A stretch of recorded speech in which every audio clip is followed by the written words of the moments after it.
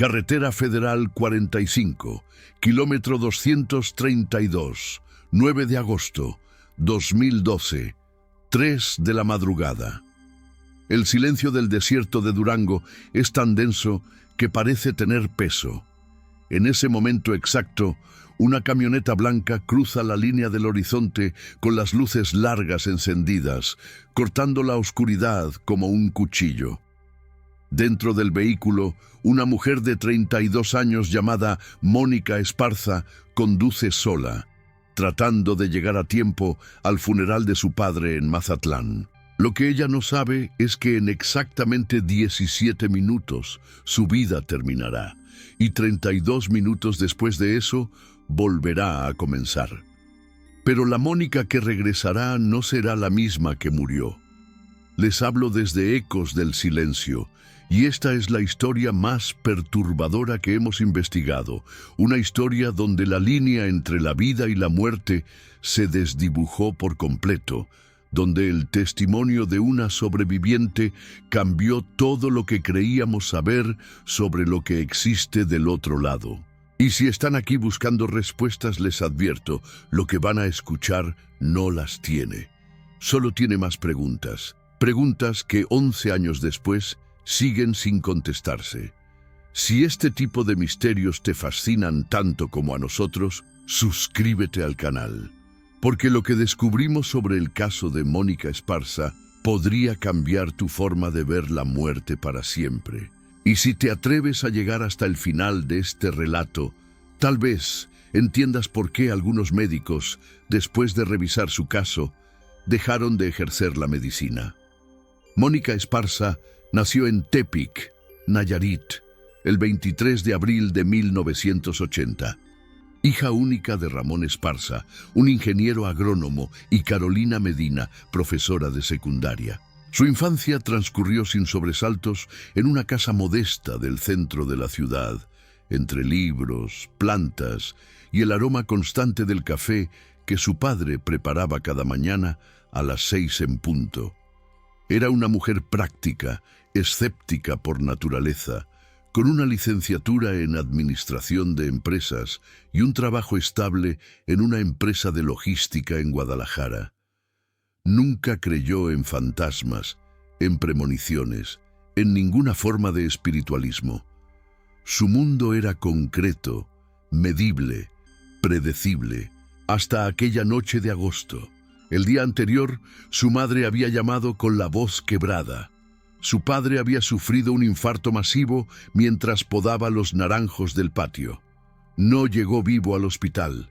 El funeral sería al día siguiente en Mazatlán, donde la familia tenía su panteón. Mónica tomó su camioneta, una Ford Lobo 2011, y salió de Guadalajara pasadas las 10 de la noche. Calculaba llegar al amanecer. Conocía bien la ruta. Había hecho ese viaje docenas de veces. Carretera Federal 45, la columna vertebral del noroeste mexicano, una serpiente de asfalto que atraviesa montañas y desiertos durante horas sin que aparezca un solo poblado. En su testimonio posterior, Mónica recuerda haber parado en una gasolinera en Villa Unión alrededor de la 1 de la madrugada. Compró un café, un sándwich que no tocó y cargó gasolina. El despachador, un hombre mayor con un parche en el ojo izquierdo, le dijo algo que ella no olvidaría jamás, aunque en ese momento no le dio importancia. Le dijo: «Cuídese ahí adelante, señora. Esta noche el camino está cobrando». Mónica pensó que se refería a la delincuencia, algo común en esas rutas. Agradeció el consejo, subió a su camioneta y siguió manejando. A las 3 de la madrugada, mientras ajustaba el espejo retrovisor para combatir el sueño que empezaba a pesarle en los párpados, vio algo que no debería estar ahí. Una luz, no las luces de otro vehículo, una luz vertical, como una columna luminosa que se elevaba desde el asfalto unos 200 metros adelante, parpadeante, azul verdosa, como esas luces que se ven en documentales sobre fenómenos atmosféricos. Frenó instintivamente. La camioneta redujo velocidad, pero la luz seguía ahí, cada vez más cerca. Y entonces escuchó un sonido que describió como un zumbido que no venía de afuera, sino de dentro de mi cabeza. Lo último que Mónica recuerda de ese momento es haber girado el volante bruscamente hacia la derecha. La camioneta derrapó, las llantas chillaron contra el asfalto, y después, nada. O mejor dicho, todo. Porque según su testimonio, en el momento exacto en que la Ford Lobo salió de la carretera y volcó 3 veces antes de estrellarse contra una formación rocosa, Mónica Esparza dejó de estar dentro de su cuerpo. El primer conductor que pasó por el lugar fue un camionero llamado Esteban Ríos, quien encontró los restos humeantes de la camioneta a las 3:45 de la madrugada. El vehículo era irreconocible. El techo había quedado aplastado completamente, el parabrisas explotado y el motor expulsaba una columna de vapor. Esteban llamó a emergencias de inmediato, pero estaba seguro de que quien estuviera dentro estaba muerto. No había forma de sobrevivir a un impacto así, y en cierto modo tenía razón. Los paramédicos llegaron 50 minutos después. Tuvieron que usar herramientas de corte para abrir la carrocería. Dentro encontraron a Mónica. Su cuerpo estaba atrapado entre el asiento y el tablero, con trauma craneal severo, múltiples fracturas y una hemorragia interna masiva. No tenía pulso, no respiraba. Sus pupilas estaban fijas y dilatadas. El paramédico Julio Hernández registró la hora de la muerte presunta en su reporte: 4:36 de la madrugada. Mónica Esparza había muerto en la carretera federal 45, en algún punto entre la vida y un lugar que ella después describiría como el espacio entre los latidos. Pero 32 minutos después, mientras su cuerpo era transportado en la ambulancia hacia el hospital más cercano en Durango, algo imposible sucedió. Mónica abrió los ojos y lo primero que dijo fue: «Vi a mi padre. Y él me dijo que todavía no es mi tiempo, pero hay algo más, algo que no puedo decir todavía, algo que tiene que ver con todos nosotros». El Hospital General de Durango recibió el caso de Mónica Esparza a las 5:30 de la madrugada del 9 de agosto. Lo que entró por las puertas de emergencias no era solo un cuerpo traumatizado, era un enigma médico que dividiría al personal durante semanas. La doctora Patricia Moreno, jefa del área de urgencias, fue la primera en examinarla. En su declaración oficial, registrada en el expediente clínico, escribió: «Paciente femenina de 32 años, politraumatizada, con signos vitales presentes pero inestables. Presenta Glasgow de 6, múltiples fracturas costales, contusión pulmonar bilateral y evidencia de trauma cráneoencefálico severo». Lo extraordinario del caso es que, según el reporte de paramédicos, esta paciente fue declarada muerta en la escena del accidente 32 minutos antes de mostrar actividad cardíaca espontánea. Las siguientes 48 horas fueron una batalla constante entre la vida y la muerte.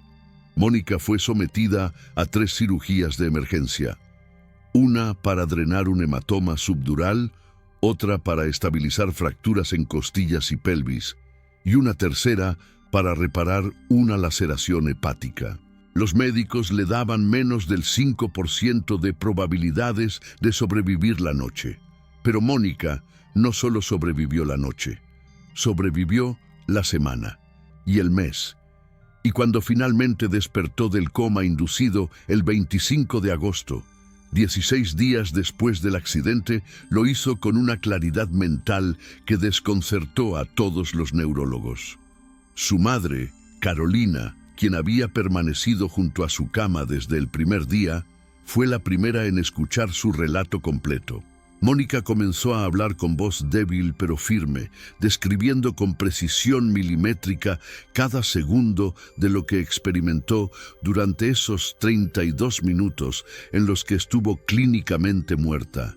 y lo que narró no tenía ninguna similitud con las experiencias cercanas a la muerte que aparecen en libros o documentales.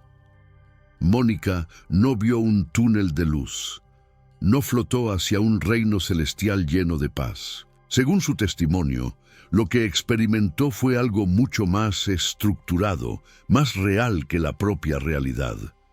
Dijo que en el momento del impacto sintió como si alguien hubiera apagado un interruptor. Todo se volvió negro por una fracción de segundo. Y luego, sin transición, estaba de pie junto a su camioneta volcada, viéndose a sí misma atrapada entre los hierros retorcidos. Podía ver cada detalle: la sangre que manchaba el asiento, su propia mano colgando inerte, el vapor que salía del radiador. Pero no sentía dolor, no sentía nada. Intentó moverse, tocarse el cuerpo, pero sus manos atravesaban su propia carne como si fuera humo. Fue entonces cuando escuchó la voz, una voz que reconoció de inmediato, la de su padre. Ramón Esparza estaba de pie a unos metros de distancia entre las rocas del desierto, exactamente como ella lo recordaba. Vestía la misma camisa a cuadros que llevaba el día que murió. Pero había algo diferente en él.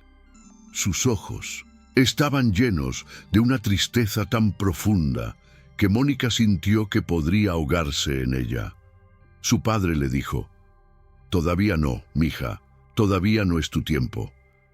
Mónica intentó acercarse, pero él levantó la mano para detenerla. Y entonces agregó algo que ella no comprendió en ese momento, pero que la perseguiría durante años.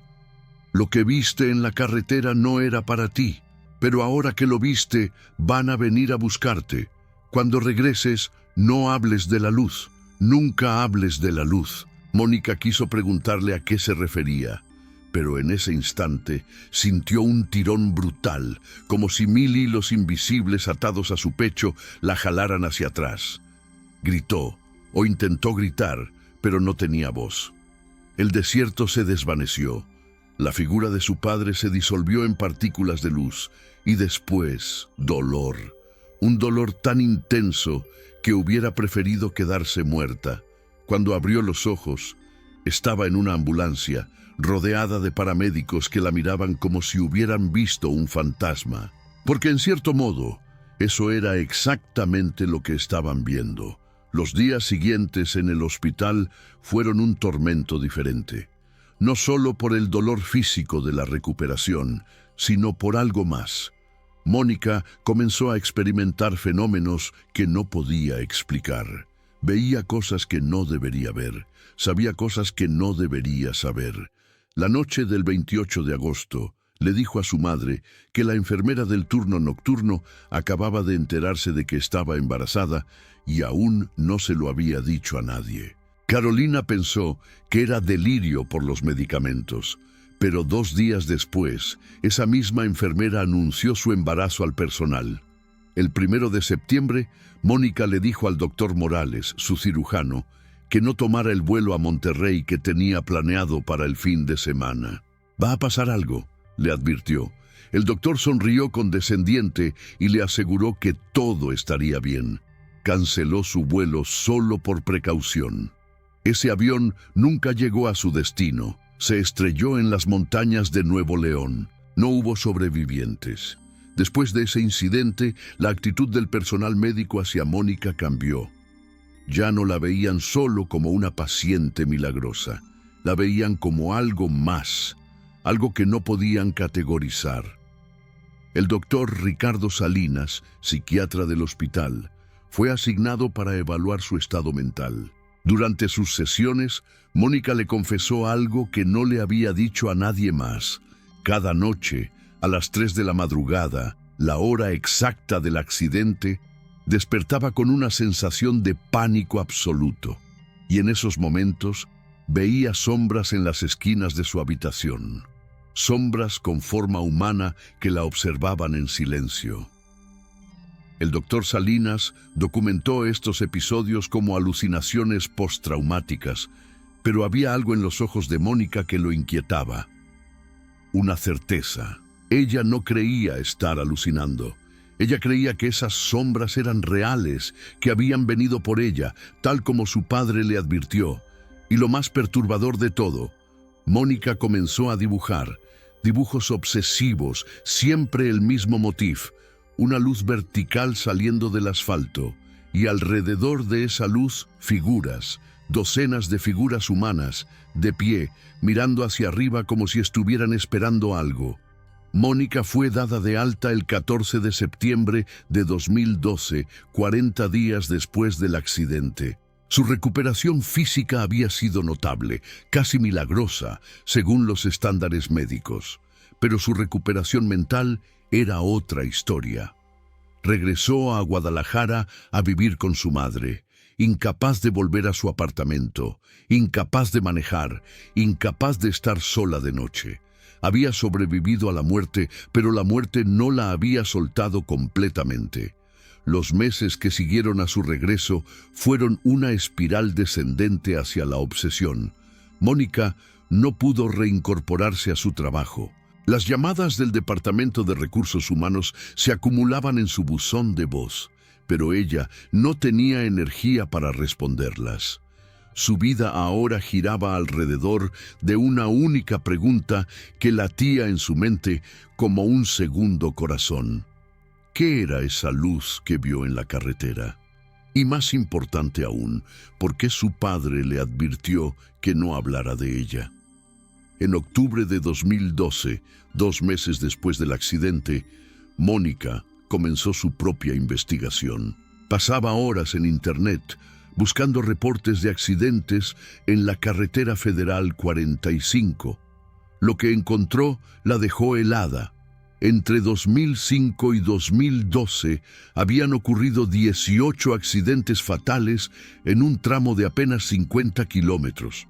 Todos entre las 2 y las 4 de la madrugada. 18 accidentes, 32 muertes. Y en cada reporte policial había un detalle que se repetía como un eco.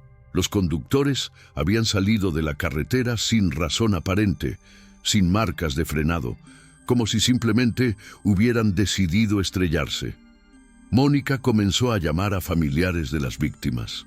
La mayoría no quiso hablar con ella. Algunos colgaban el teléfono en cuanto mencionaba la carretera, pero 3 personas accedieron a compartir sus historias. Y las 3 mencionaron algo que no aparecía en ningún reporte oficial. Sus familiares, días antes de morir, habían experimentado sueños extraños. Sueños donde veían una luz en la carretera, una luz que los llamaba. El testimonio de Ramona Delgado, hermana de uno de los fallecidos, fue particularmente perturbador. Su hermano, José, había muerto en marzo de 2011. 2 semanas antes de su accidente, le había enviado un mensaje de texto a las 3 de la madrugada que decía: «No puedo dormir. Sigo soñando con esa luz azul. Cada vez está más cerca». Ramona no entendió el mensaje en ese momento. Pensó que su hermano estaba estresado por el trabajo. Ahora, escuchando a Mónica, todo cobraba un sentido aterrador. En noviembre, Mónica decidió hacer algo que todos a su alrededor le suplicaron que no hiciera: regresar al lugar del accidente. Convenció a su primo Daniel, un hombre escéptico y pragmático, para que la llevara. Necesitaba ver el sitio otra vez. Necesitaba confirmar que no había sido una alucinación. Salieron de Guadalajara un sábado por la tarde, planificando llegar al kilómetro 232 alrededor de la medianoche, cuando todavía había algo de tráfico. Mónica no quería estar ahí a las 3 de la madrugada. No todavía. Cuando llegaron al lugar, marcado todavía por fragmentos de plástico rojo de las luces traseras de su camioneta entre las rocas, Mónica sintió que el aire se volvía más denso. Bajó del auto, caminó hacia el punto exacto donde había volcado y se arrodilló. Bajo la luz de la luna, pudo ver marcas en el asfalto que no deberían estar ahí. No eran marcas de llantas, eran líneas perfectamente rectas, como si algo hubiera sido arrastrado a lo largo de la carretera, o como si algo hubiera emergido de ella. Daniel tomó fotos con su celular. Cuando revisaron las imágenes más tarde, encontraron algo inexplicable. En 3 de las fotos aparecía una distorsión luminosa justo en el centro de la carretera, una mancha vertical de luz azul verdosa que no habían visto con sus propios ojos. Daniel intentó racionalizarlo como un defecto de la cámara, pero cuando intentó replicar el efecto en otras ubicaciones, no pudo. Esa luz solo aparecía en las fotos tomadas en ese kilómetro específico de la carretera. Pasaron 1 hora en el lugar. Ninguno de los dos quiso quedarse más tiempo. Mientras conducían de regreso, Daniel le confesó algo a Mónica. Sentí algo ahí, como si estuviéramos siendo observados, y juro que vi una sombra moverse entre las rocas. Mónica no respondió, solo asintió. Ella también lo había sentido. Y lo peor era que reconocía esa presencia. Era la misma que visitaba su habitación cada noche a las 3 de la madrugada. En diciembre de 2012, 4 meses después del accidente, la vida de Mónica dio otro giro inexplicable. Recibió un paquete anónimo en su casa. Dentro había una memoria USB y una nota escrita a mano que decía: «No eres la única que regresó. Algunos de nosotros llevamos aquí más tiempo. Mira esto y sabrás la verdad. No busques quién te envió esto. Nosotros te encontraremos cuando estés lista». La caligrafía era irregular, nerviosa, como escrita con manos temblorosas. Mónica conectó la USB a su laptop. Dentro había un único archivo de video, fechado en julio de 2010. El video mostraba un tablero de auto en movimiento grabado con una cámara dashcam. Era de noche, en una carretera que Mónica reconoció de inmediato, la Federal 45. El contador en la esquina del video mostraba las 2:47 am. Durante 2 minutos no pasaba nada, solo la carretera vacía bajo las luces del auto, y entonces, en el minuto 2:34, apareció la luz. Exactamente como Mónica la recordaba, una columna luminosa vertical, azul verdosa, emergiendo del centro del asfalto. El video continuaba, el auto se acercaba a la luz. Se podía escuchar la respiración agitada del conductor, un hombre murmurando algo ininteligible. Y justo cuando el vehículo estaba a punto de alcanzar la luz, el video se distorsionaba completamente. Píxeles, estática y luego un sonido que hizo que a Mónica se le erizara cada pelo del cuerpo. Gritos, múltiples voces gritando al unísono, una cacofonía de terror puro. Y después, silencio. El video terminaba abruptamente. Mónica revisó las propiedades del archivo. Había sido creado 2 años antes de su propio accidente. Buscó en internet reportes de accidentes en julio de 2010 en esa carretera. Encontró uno. Alberto Mora, 38 años, ingeniero civil.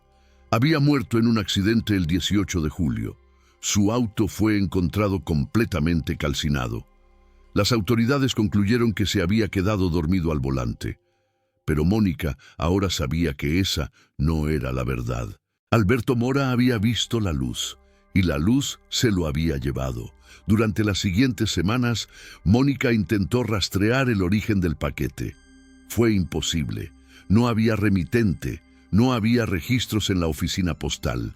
Pero lo que sí logró fue encontrar un patrón. Creó una línea de tiempo con todos los accidentes que había investigado, marcando fechas, horas y ubicaciones. Cuando terminó, el mapa que resultó la dejó sin aliento. Todos los accidentes formaban un patrón. Ocurrían en ciclos de exactamente 32 días, y el próximo ciclo caería en enero de 2013, en 3 semanas. El 23 de enero de 2013, Mónica Esparza hizo algo que muchos considerarían una locura absoluta. Regresó a la carretera Federal 45, esta vez completamente sola, armada solo con una cámara de video profesional, 3 baterías externas y una determinación que bordeaba la obsesión. Tenía que ver la luz otra vez, Tenía que documentarla. Tenía que demostrar que no estaba perdiendo la cordura. Llegó al kilómetro 232 a las 11 de la noche. Estacionó su auto alquilado en el mismo punto donde había volcado 5 meses antes. Montó la cámara en un trípode apuntando directamente a la carretera y esperó. Las horas pasaban con una lentitud agonizante. Cada auto que pasaba hacía que su corazón se acelerara. Pero ninguno era lo que buscaba. A las 2:30 de la madrugada, la carretera quedó completamente vacía. El silencio del desierto era tan absoluto que Mónica podía escuchar su propia sangre circulando por sus venas. Y entonces, a las 2:58 de la madrugada, la temperatura bajó dramáticamente. Su aliento se volvió visible. El marcador digital de la cámara comenzó a parpadear erráticamente. Y ahí, justo donde sus cálculos predecían, la luz apareció. Emergió del asfalto como si el pavimento fuera líquido, una columna vertical de luz azul verdosa que palpitaba con su propio ritmo, como un corazón luminoso. Mónica se quedó paralizada, no por miedo, sino por asombro. Era aún más hermosa y más aterradora de lo que recordaba. La luz comenzó a expandirse, creando ondas de energía visible que distorsionaban el aire a su alrededor. Y entonces Mónica vio algo que no había visto la primera vez. Dentro de la luz había movimiento, formas, siluetas humanas que se movían en cámara lenta, como si estuvieran atrapadas en un fluido denso. Docenas de ellas. Y todas miraban hacia arriba, hacia algo que Mónica no podía ver. Reconoció algunas de esas siluetas. Una de ellas era su padre. Otra era un hombre con la contextura de Alberto Mora. Estaban todos ahí, todos los que habían muerto en esa carretera, atrapados, esperando. Mónica dio un paso hacia adelante, fascinada y horrorizada a partes iguales. Fue entonces cuando escuchó la voz. La misma voz que había escuchado durante su experiencia cercana a la muerte, pero ahora multiplicada. Era como si cientos de voces hablaran al unísono, creando una armonía discordante que no debería ser posible, y decían una sola palabra, una y otra vez: «Quédate». Su instinto le gritó que corriera, pero sus piernas no respondían. La luz comenzó a acercarse, o quizás era ella quien se acercaba a la luz. La línea entre ambas posibilidades se desdibujaba. Podía sentir el tirón, ese mismo tirón que había sentido cuando su padre le dijo que regresara. Pero esta vez era más fuerte. Esta vez la luz no quería dejarla ir. En el último momento, algo la detuvo. Un sonido. El sonido de un motor aproximándose. Un camión de carga apareció en la distancia, sus luces cortando la oscuridad. El momento se rompió. La luz parpadeó una vez, 2 veces, y luego se retrajo hacia el asfalto, desvaneciéndose como si nunca hubiera existido. El camión pasó de largo sin detenerse. El conductor probablemente no vio nada inusual. O quizás sí lo vio y decidió que era mejor no detenerse. En esa carretera, las personas aprenden rápidamente que hay cosas que es mejor dejar sin cuestionar. Mónica cayó de rodillas, temblando violentamente. La cámara había grabado todo. 5 minutos y 43 segundos de evidencia irrefutable. O eso creía ella.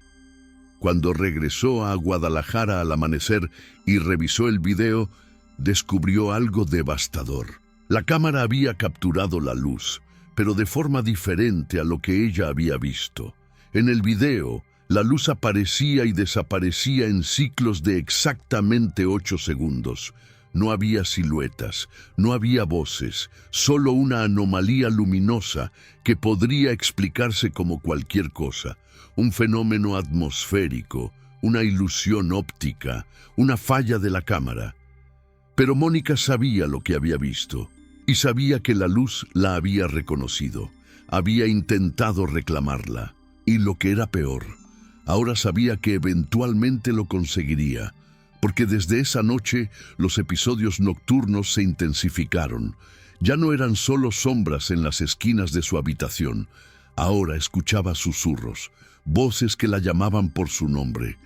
Y cada noche, a las 3 de la madrugada exactas, sentía esa presencia más cerca. En febrero de 2013, Mónica tomó una decisión. No podía vivir con este secreto. Tenía que compartir su historia, sin importar las consecuencias. Contactó a un periodista local especializado en fenómenos inexplicables. Le mostró el video, le contó todo. El artículo fue publicado una semana después en un medio digital de Jalisco. La reacción fue mixta.